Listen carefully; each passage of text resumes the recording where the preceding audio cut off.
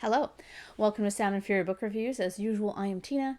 Today I'm doing a book review of Velocity Weapon by Megan E. O'Keefe. This is a sci-fi from 2019 from Orbit. It's part one of a trilogy, I think, or a series, whatever.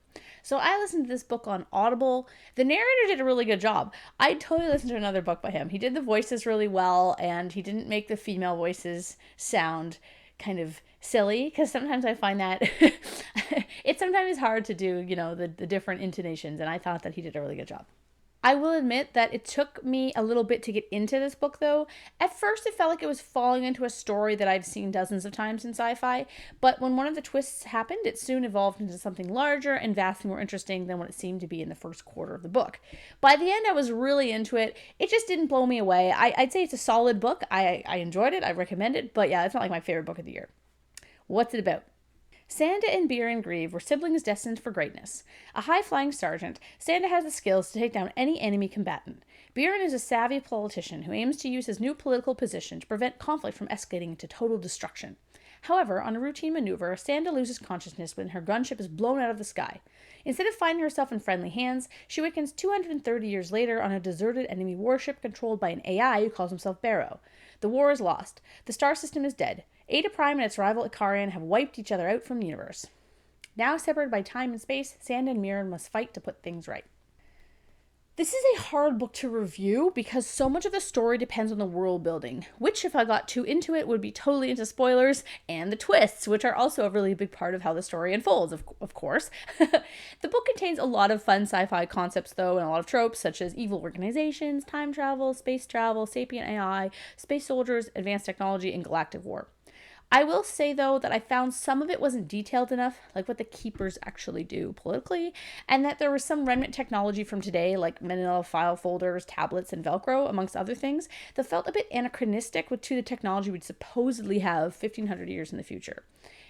Another thing that didn't entirely work for me was the plotline with Jules, the smuggler thief person. Her story was interesting and exciting, but it didn't feel like it tied into the rest of the novel, both plot-wise and in the type of story that it was. So Jules' tale felt like it fell out of a gritty cyberpunk story, where the main storyline was pure space opera. At the end, it kind of does, it does tie in, obviously, but this conflating of storylines raised more questions than answers, and I often felt when her chapters came up, I was like, oh no, not this again. I'm like, get back to the other story.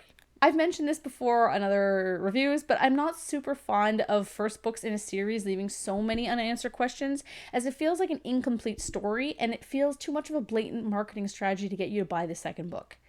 It makes sense for a second book to end even on a cliffhanger, because the reader is clearly invested at that point, but for a first, I just don't like it.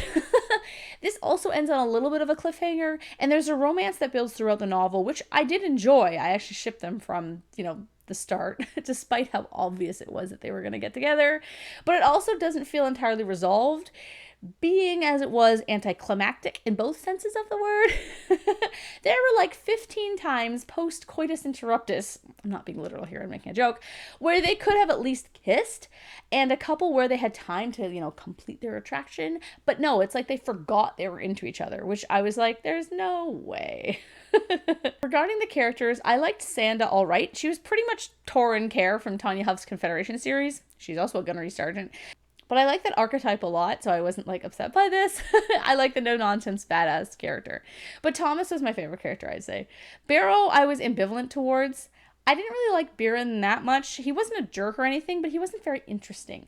I understand Sanda was his sister, but we aren't really shown why they're so close, that he'd go to the extent that he did to prove that she survived the battle. She's a soldier. He would already be prepared that she could die in battle, so I don't know. The main bad guy is also a bit cartoonish at times as well. He was almost, twirling his mustaches at times, and I was just kind of like, okay. Now, that being said, all these little things that are pretty much, they are kind of little things. I did enjoy the novel. I thought it was fun, kept me interested, especially after that twist, and it moved at a decent clip. The prose was good with some bits of humor, fun action scenes, and decent dialogue, at least paired with the narrator, who, again, did a great job, and it's very easy to follow. There were a couple of twists that I will admit caught me by surprise. It was very fun.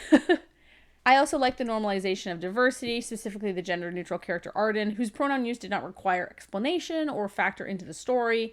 as should be the case in all novels that aren't coming out stories. So I liked that. Overall, while I didn't like love the book, I definitely enjoyed it, and I will eventually check out the second one. So I do recommend it. If you really love space opera, I definitely think you should give it a try. It is worth reading.